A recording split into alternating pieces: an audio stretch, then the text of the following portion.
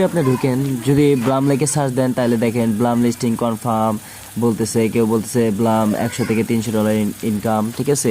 কেউ বলতেছে যে ব্লাম 20 তারিখে রিলিজ করবে, কেউ 22 তারিখে বলছে, কেউ বা আবার আপনার ব্লামের সঠিক মূল্য দিয়ে দিচ্ছে।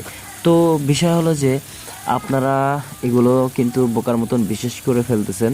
তো বিষয় হলো কি জানেন, বিষয় হলো যে ব্লাম একটা স্ট্রং প্রজেক্ট, সে ব্যাপারে কোনো সন্দেহ নাই, কিন্তু ব্লাম 20 তারিখে রিলিজ হবে বা ব্লামের প্রাইস এটাই হবে, এটা আপনারা কি বলছে?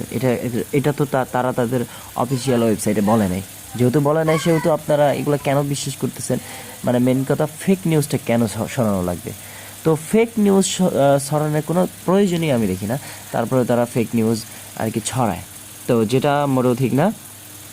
তো ব্লাম একটা স্ট্রং প্রজেক্ট, ব্লাম অলরেডি বাইন্যান্সের সাথে একটা কোলাবোরেট তারা করেছে এবং ব্লাম সবাইকে একটা ভালো প্রফিট দিবে, ঠিক আছে, বুঝলাম। কিন্তু যারা এই যে ব্লাম সম্পর্কে বিভ্রান্তিমূলক তথ্য ছড়াচ্ছেন, এটা ঠিক না, ঠিক আছে। তো নিজে জানুন, ব্লাম যেদিন রিলিজ হবে তারা তাদের নিজস্ব ওয়েবসাইটে তারা দিয়ে দিবে এবং আপনারা জানতে পারবেন, অ্যাপে দেখবেন যে ডেট কনফার্ম করে দিবে, আপনারা জানতে পারবেন, ঠিক আছে।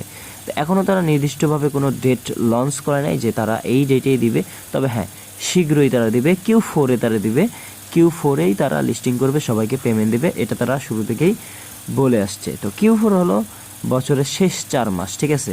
তো বছরের শেষ 4 মাসের মধ্যে যে কোনো মাসে তারা তাদের ব্লাম রিলিজ করবে। আর ব্লামের যে আপনারা পয়েন্ট পাচ্ছেন সেগুলো হলো বিপি, মানে ব্লাম পয়েন্ট। এই পয়েন্টগুলা ব্লাম টোকেনে কনভার্ট হবে পরে, ঠিক আছে।